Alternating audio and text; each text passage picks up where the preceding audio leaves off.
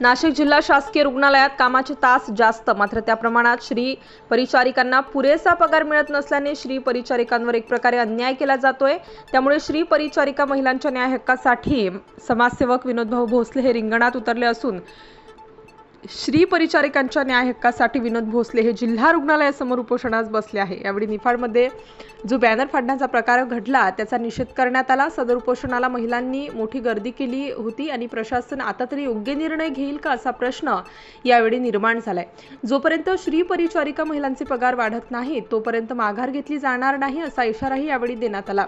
आई संस्थेतील महाराष्ट्र राज्याचे अध्यक्ष संगीताताई कडाळे, आई संस्थेचे महाराष्ट्र राज्याचे उपाध्यक्ष वंदनाताई संसारे, आई संस्थेच्या महाराष्ट्र राज्य कार्याध्यक्ष कविताताई निर्भवणे, आई संस्था महाराष्ट्र राज्य पदाधिकारी अनिताताई पवार, सुनीताताई पवार, नाशिक जिल्हाध्यक्ष महिला शालिनीताई ठरले, आई संघटना प्रणित, आई श्री परिचारिका महिला महाराष्ट्र राज्य महिला अध्यक्ष रंजनाताई आहेर, आई संघटना महाराष्ट्र राज्य सदस्य मंगलाताई माळेकर, अहमदनगरवरून आलेल्या स्त्री परिचारिका महिलांच्या न्याय हक्कासाठी लताताई कांबळे, नांदूर मधमेश्वर स्त्री इंदुबाई मुसळे व अधिपदाधिकारी कार्यकर्ते उपस्थित होते। तसेच स्त्री परिचारिका महिलांच्या न्याय हक्कासाठी खंबीरपणे विनोदभाऊ भोसले यांच्या सोबत उभे आहेत ते हरीश भाऊ केदारे, अमोल भाऊ बोढारे हे देखील उपस्थित होते।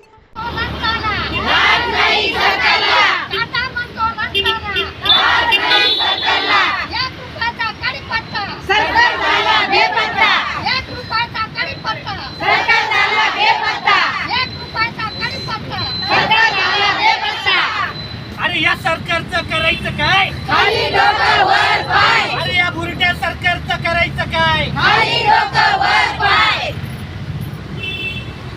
अरे या सरकारचं करायचं काय? खाली डोकं वर पाय. अरे हमारी मांगे पूरी करो.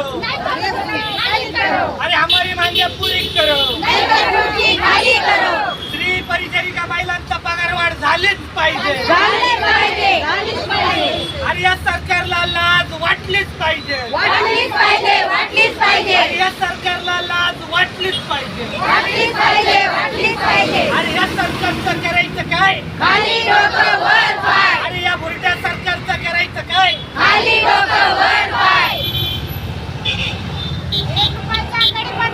सरकार झाला बेपत्ता. सरकार झाला बेपत्ता. खाली डोकं वर पाय.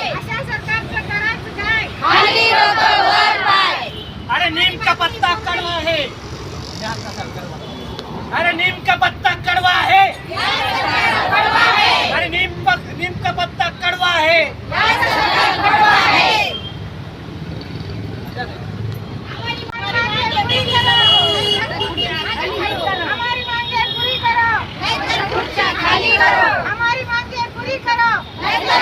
खाली करो. अशा सरकारचं करायचं काय? खाली डोकं वर पाय. अशा सरकारचं करायचं काय? खाली डोकं वर पाय. 1 रुपयाचा कढीपत्ता. सरकार झाला बेपत्ता. 1 रुपयाचा कढीपत्ता. सरकार झाला बेपत्ता. 1 रुपयाचा कढीपत्ता. आरोग्यमंत्री झाला बेपत्ता. 1 रुपयाचा कढीपत्ता. आरोग्यमंत्री बेपत्ता. 1 रुपयाचा कढीपत्ता. आरोग्यमंत्री बेपत्ता. अरे 1 रुपयाचा कढीपत्ता. आरोग्यमंत्री बेपत्ता. अरे 1 रुपयाचा कढीपत्ता. आरोग्यमंत्री बेपत्ता. अरे 1 रुपयाचा कढीपत्ता. आरोग्यमंत्री बेपत्ता. अरे 1 रुपयाचा कढीपत्ता. आरोग्यमंत्री बेपत्ता. अरे होश में आओ. होश में आओ. होश में आओ. होश में आओ. अरे सिंधे सरकार होश में आओ. होश में आओ. होश में आओ. अरे होश में आओ. होश में आओ. होश में आओ. होश में आओ. तोपर्यंत या सरकारला देखील आम्ही इशारा देतो. आम्ही देखील मागं हटत नाही.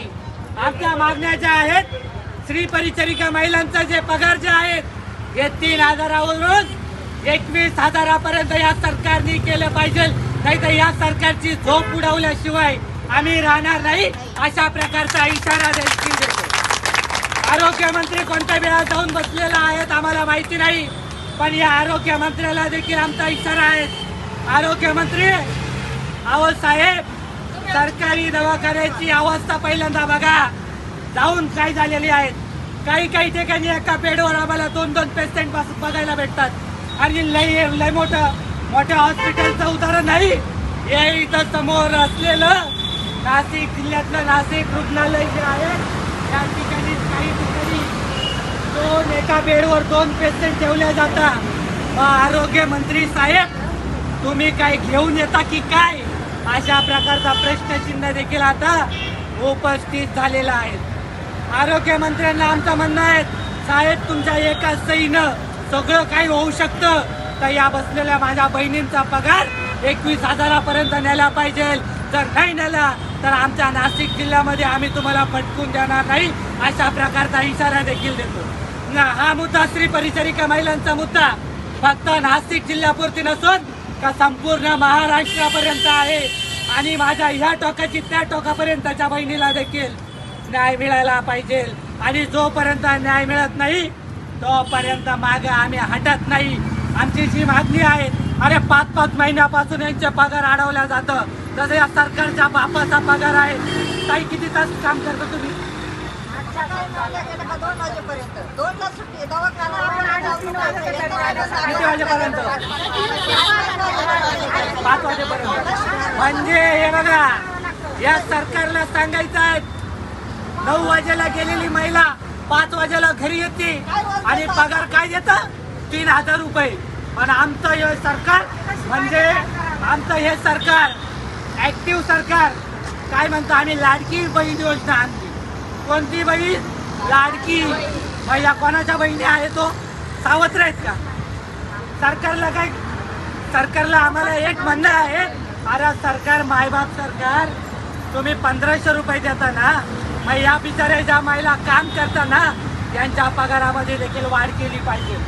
आणि यांच्या पगारामध्ये जर वाढ केली नाही तर हे सरकारला देखील आमचं म्हणणं आहे, हे सरकार नसून हे बिनकामी सरकार आहे. आणि हे बिनकामी सरकारला आमचं म्हणणं आहे, स्त्री परिचारिका महिलांचे वेतन वाढ झालेच पाहिजे. ही मागणी देखील आम्ही ठेवलेली आहे. आणि या ठिकाणच्या अजून या ठिकाणचा आरोग्य अधिकारी नाशिक जिल्ह्याचा कोणता आरोग्य अधिकारी आहेत माहीत नाही. कदाचित तो झोपलेला आहेत का काय माहीत नाही. कदाचित त्यांना देखील वरतून प्रेशर आला असेल, म्हणतील की नको बाबा या ठिकाणी स्त्री परिचारिका महिलांचं या ठिकाणी आंदोलन. आणि एकदा निपाडमध्ये आज घटना घडली, आज निपाडमधली घटना घडली, सांगायला देखील लाज वाटते. स्त्री परिचारिका महिलांचा बॅनर पडला, त्यावर डॉक्टर बाबासाहेब आंबेडकरांचा फोटो होता म्हणून त्या ठिकाणी बॅनर काढण्यात आला. मग त्या ठिकाणच्या न्यायव्यवस्थेला देखील आम्हाला सांगायचं आहे, अरे न्यायव्यवस्था झोपली का काय? एक जर या व्यवस्थेवर प्रश्नचिन्ह उपस्थित झालेलं आहे आणि याच्यात जर 24 तासाच्या आत जर या पोलीस यंत्रणेनं जो बॅनर फाडलेला आहे त्या बॅनर फाडणाऱ्याला जर अटक केली नाही तर आमच्याकडून देखील उद्रेक होऊ शकतो. आणि आमचा उद्रेक जर झाला याला जबाबदार महाराष्ट्र राज्याचे गृहमंत्री देवेंद्र फडणवीस हे स्वतः असतील. कारण की तुम्ही आमच्याच नाही तर संपूर्ण आंबेडकरी समाजाच्या भावना दुखावलेल्या आहेत. अरे 6 तासामध्ये तुम्ही बॅनर हटवता, लाज नाही वाटत या सरकारला? या सरकारची देखील आम्ही खित्ती खडाळ केल्याशिवाय राहणार नाही, अशा प्रकारचा इशारा देतो. आज या ठिकाणी वंदनाताई संसारे असेल, संगीताताई कडाळे असेल, अनिताताई पवार असेल, सुनीताताई पवार असेल, शालिनीताई टर्ले असेल, रंजनाताई आयर आहेत, अशा अनेक माझ्या भगिनी आहेत.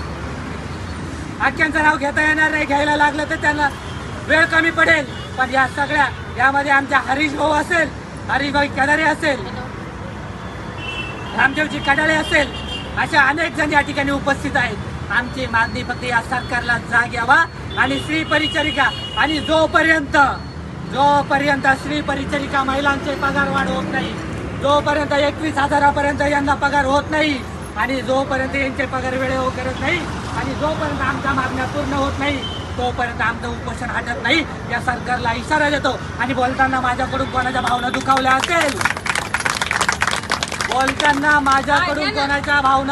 असेल, तर मुळात मी कोणाची माफी मागत नाही. मी माझ्या मताशी ठाम आहेत आणि या बीजेपी सरकारचा आम्ही निषेध करतो. जय भीम, जय आदिवासी, जय श्री. 50 रुपये महिन्यात काम केलेले 50 रुपये पगारात वगळीला पगार द्यायला जायचे. इथून आल्यानंतर 30 रुपये तिकीट तिथं असताना मला जर चाकूरमध्ये वाटलं का मी माझ्या मुलांना काय खायला न्यावं, तर मला तिथं 50 रुपये खर्च होतो. त्याच्याबद्दल मला घरच्या उत्तर नव्हते. आपण काय उत्तर द्यायचं घरच्यांना? आम्ही त्यावेळेस लसीकरण केले. लसीकरण शिवतरच्या गावाने मी त्या गावाला 3000 सांगितलं, मावशी आज या ठिकाणी जायचंय. त्या ठिकाणी मी पिशवी घ्यायची, ती पिशवी उचलायची, पायी जाणं गाव एसटीनं जाणं, ते स्वतंत्र भाडं खर्चूनच जावं लागायचं. पायी प्रवास करायचा. पोलिओ जर कधी आला, शिस्तांनी जर सांगितलं मावशी सकाळी 7 वाजता उपकेंद्राला तुम्ही यायचं, ते शिस्ताच्या अगोदर मी उपकेंद्राला तयार व्हायचे. साफसफाई तिथं गेल्यानंतर ते उत्तर मागायचं असतं. तिथं मराठी शाळेत जायचं, पहिले मराठी शाळेत तिथं असायचे, तिथे जायचं, तिथे साफसफाई करायची, सरांची शाळेत घ्यायची. तिथं आल्यानंतर तो पोलिओ झाल्यानंतर ते वेस्टिंग कॅरेल ते 10 किलोचं किंवा 5 किलोचं बोजा घेऊन आम्हाला 5-10 किलोमीटरवर पायी शिल्डरबरोबर जावं लागायचं किंवा अंगणवाडीच्या बाईबरोबर जावं लागायचं. त्याच्यातून आम्हालाही कोणत्याच सरकार आम्हाला मायबाप झालं नाही. एवढं माझं म्हणणं की आताच्या सरकारनं मायबाप तर व्हावा, पण त्यांनी आमच्या म्हातारपणाची कमीत कमी काठी तरी तुम्ही करावा, त्या आमच्या मागण्या याचा पूर्ण करावं. बाकी त्यांचं केलं तसं आता पण करावं. एवढी सरकार जे सरकार आलं ते असंच केलं, जर सरकार आलं ते असंच केलं. काही फायदे केले, त्याच्यातून आम्ही इथे कामं केलेले. एखादा अधिकारी यायचा असला, डॉक्टरचा फोन, मॅडमचा फोन, शिक्षकाचा फोन, तुम्ही कुठे गेलं का, आम्ही सर्वांच्या आधी जायचं, ती साफसफाई करायची, आवरायचं. कोरोना काळामध्ये जे शिक्षक केले ते शिक्षण आम्ही कट केले.